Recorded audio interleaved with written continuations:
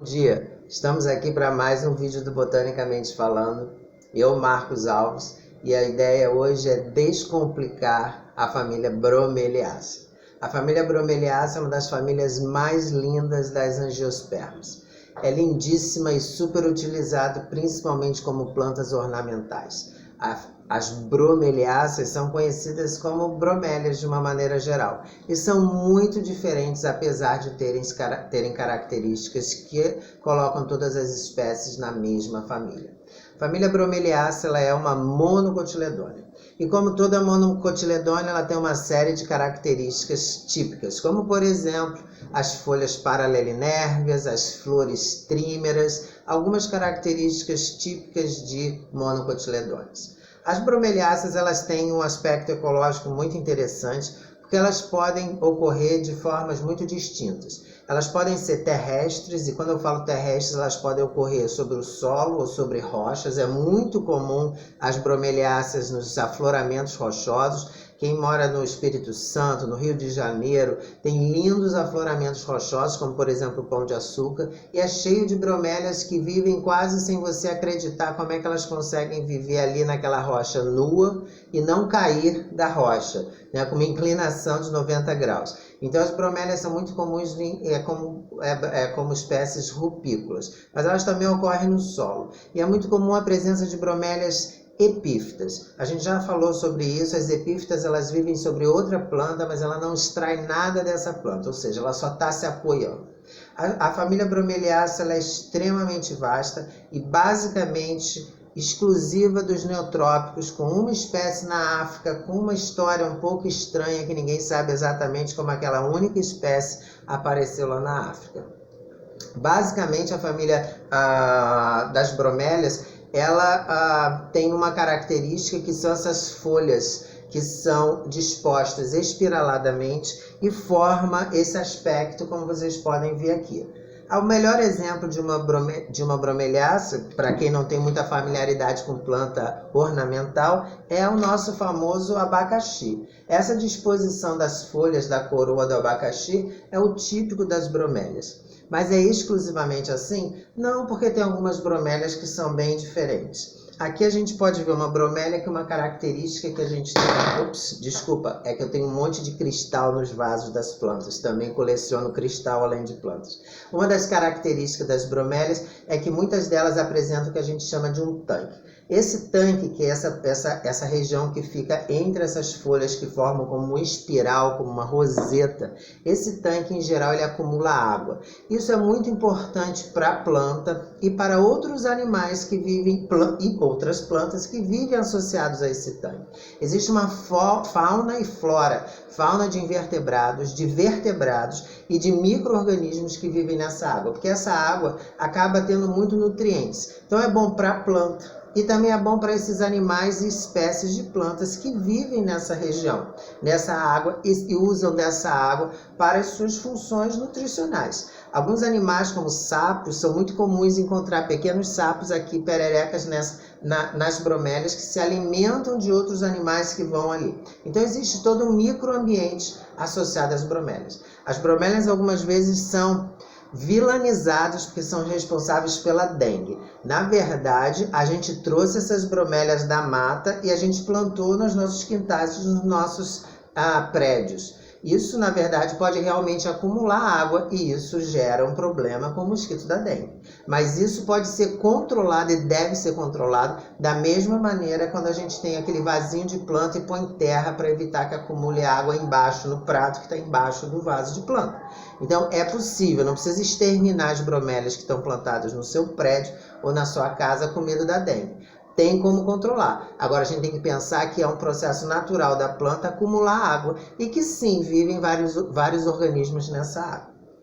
Nem todas as bromélias acumulam água dessa maneira. Algumas bromélias, esse tanque não é formado. A gente tem muitas bromélias na caatinga também, várias epífitas e terrestres. E como a gente já falou, a caatinga não é tão abundante de água, então obviamente elas não acumulam água.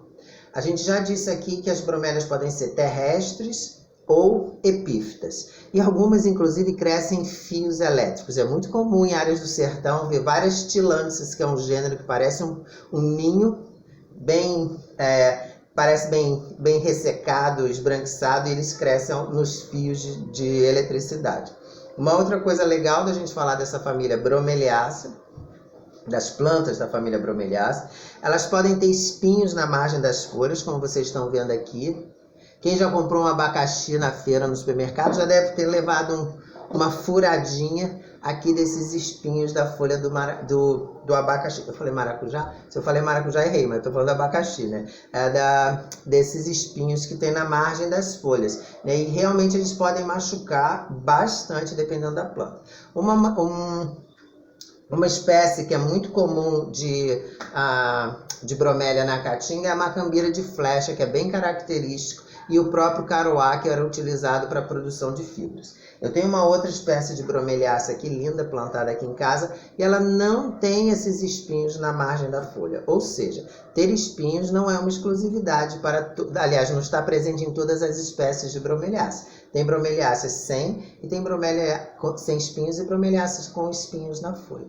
Uma outra coisa interessante que eu queria falar da família bromeliácea é que o produto, além de serem espécies ornamentais e, portanto, várias espécies são extraídas da natureza e comercializadas, o que faz com que muitas espécies estejam em alto risco de ameaça, ou seja, com risco de serem extintas pela retirada do ambiente, né, e também a destruição do ambiente natural, principalmente de Mata Atlântica.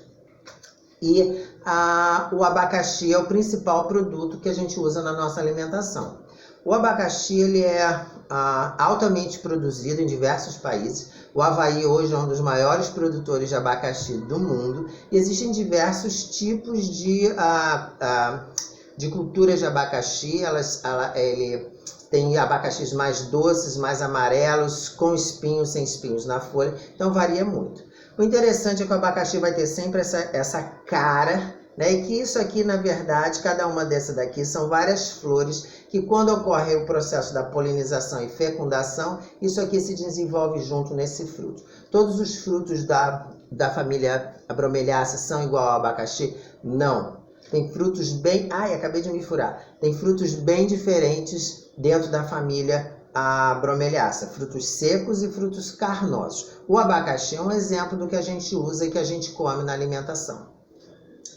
Eu também gostaria de falar com relação à família bromeliácea, é que uma das coisas que torna essa família tão interessante, do ponto de vista biológico, é a forte interação com a fauna.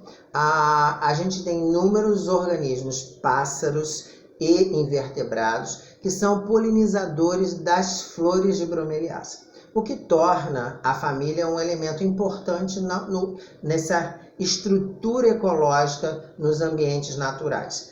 Obviamente, a Mata Atlântica é um dos ambientes de maior riqueza de bromeliáceas que a gente tem. A Amazônia também, e menos a região da Caatinga e do próprio Cerrado. Mas a Floresta Atlântica, a Mata Atlântica, é de uma riqueza de bromeliáceas incrível. E diversos artistas, e eu gostaria de citar aqui Margaret Mead, foi uma pintora, uma aquarelista importantíssima e se dedicou com muito prazer à pintura das bromélias, especialmente as bromélias da Amazônia. Então, a família bromeliácea, uma monocotiledônea, extremamente importante do ponto de vista da ornamentação e também na alimentação, e com várias espécies ameaçadas de extinção. Eu agora quero me dedicar um tempinho para falar do abacaxi. O abacaxi tem uma substância que é chamada bromelina. Essa enzima ela é muito importante porque ela quebra a proteína, então ela faz com que tenha um efeito digestivo. Por isso o abacaxi é tão recomendável para ser comido junto com o churrasco, porque o abacaxi, a bromelina, na verdade, ela ajuda a quebrar as moléculas proteicas. Mas se você usa o abacaxi no fogo, o calor quebra essa molécula da bromelina. Existem várias plantas que têm moléculas que também atuam na quebra de proteínas, como por exemplo a papaina do mamão, que é da família Caricaceae, que a gente até usa na carne para amolecer a carne. Amolecer, na verdade, a gente está quebrando essas moléculas. O abacaxi tem essa propriedade e é muito utilizado e deve ser utilizado na alimentação porque ele ajuda o processo digestivo. Como se você estivesse comendo uma laranja que, além das propriedades digestivas, tem as fibras que ajudam a digestão. Feijoada sem laranja não existe. E churrasco sem abacaxi também não é recomendável, porque o abacaxi ajuda a digestão. Eu trouxe para vocês um modelo de como a gente pode criar o nosso próprio abacaxi em casa. Aqui vocês estão vendo, estou mostrando para vocês. Isso aqui, na verdade, é a coroa do abacaxi que eu tirei 3 semanas atrás e que eu deixei aqui num jarro com água. Recomendável de 2 em 2 dias você trocar essa água. Começa a aparecer, estão vendo aqui? As raízes começam a surgir aqui da base. Depois mais, quando essas raízes estiverem com cerca de 3 centímetros, 4 centímetros, ou seja, ainda vou deixar mais umas 2 semanas, total de 1 mês na água e até decorativo na tua cozinha, você pode plantar na terra, que aqui vai dar um outro pé de abacaxi, geneticamente igual ao anterior, obviamente, isso é reprodução assexuada, né? Então a gente vai ter um outro pé de abacaxi que vai produzir um abacaxi na sua casa, que você vai poder comer um abacaxi. Claro que se você produzir muito, vai ficar com um terreno cheio de pé de abacaxi. Como é que a gente faz isso? Não pode cortar a cabeça do abacaxi. Você tem que girar, vou girar uma vez, só tem um abacaxi em casa para mostrar. Você tem que girar o seu abacaxi como se você estivesse abrindo uma garrafa de refrigerante. Você tirou o abacaxi, ele vai ficar com esse bitoquinho aqui. Estão vendo esse biquinho?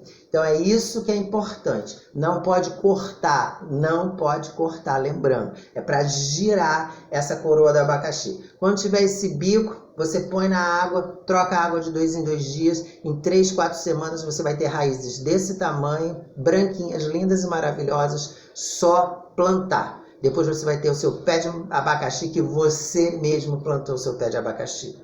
Vou terminando aqui. Forte abraço, família Bromeliaceae, Monocotiledônia, mais uma família aí de angiospermas que a gente está falando para vocês. Cuidem-se. Forte abraço, Botanicamente vai ficando por aqui, descomplicando a botânica para você. Tchau.